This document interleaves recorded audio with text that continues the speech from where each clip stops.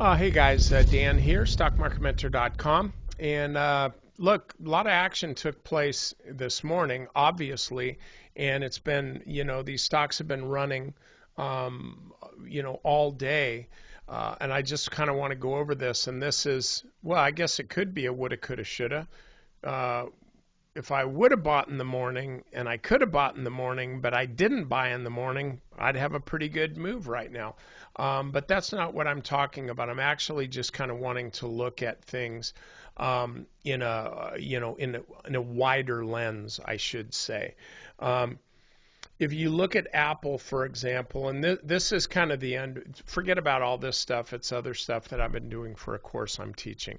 But if you really look at things, what does Putin, Ukraine, NATO, et cetera, what does that have to do with Apple? Unless they're farting around in the slave camps in China, it really doesn't impact anything. Sorry if I triggered you. It really doesn't mean anything. And so I think a lot of this liquidation of names like this has been kind of we got to raise some cash. It might just be a lot of panic selling by uninformed traders, but I think a big push down like this is going to be a push that's caused by larger funds liquidating some stock. But here's what you need to understand about this. You are not going to get a stock like Apple and take it for a 10 or a 20% haircut. It just won't happen. And I'll tell you why. Because the institutional sponsorship, the institutional ownership is really, really high. The only time you're going to get a massive amount of institutions selling all this stock is when the bombs are flying overhead rather than on your TV, when there's a mushroom cloud over there, in like world event kind of stuff that really does mean anything. Comet flitting by the moon on the way to, Montana. That's the kind of stuff that would cause a mass exodus from stocks, period, including these. On these big cap stocks, you just will not see these violent, massive bear market moves. You'll see this kind of zigzag, obviously, and you could say, yeah, well, what happened over there, Dan? Well, I'm not talking about over there. I'm talking about here. You got to be looking at these pullbacks in stocks like this as buying opportunities if you're interested in buying these stocks. And that's really what it gets down to. You might not want to own Apple. Fine. Whatever. I have nothing to see. Couldn't care less. But if you are looking to buy stocks like this, this is the type of move you get when the stock pulls back to the 200-day moving average and rebounds. It's hardly ever at the 200-day moving average. Hardly ever. And so this is, back here it was. Couple times here, it kind of farted around with it and kind of tagged it. And now, from where it was here, now it's tagged it at 18% higher.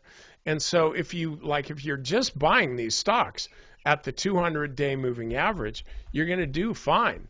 On the other hand, Google, that didn't work out too well. So this is a different pattern than Apple. But I would say the same thing, though. You're not going to see this massive exodus from funds that own, they all own Google. You might see the stock roll over as we're seeing here and start to kind of lead the market down.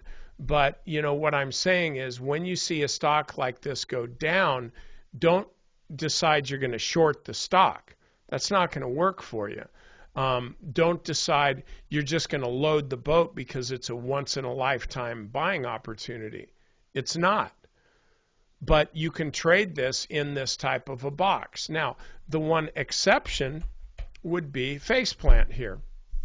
You'll see, though, that even this piece of crap is up 4% on the day.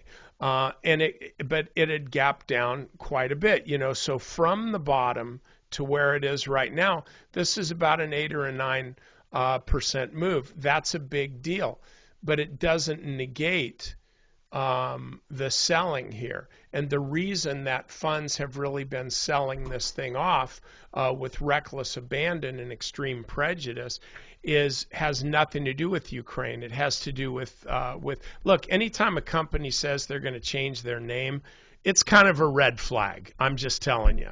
And so institutions see this. You know, they don't all have their Oculus on.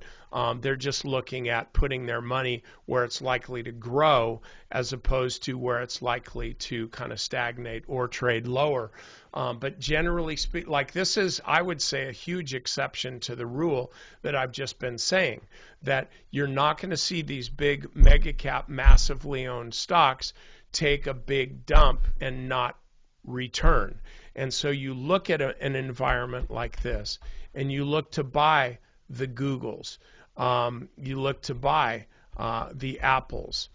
I haven't even looked at Amazon today. Probably should have. Well, it doesn't surprise me. Gap down and then move its way higher.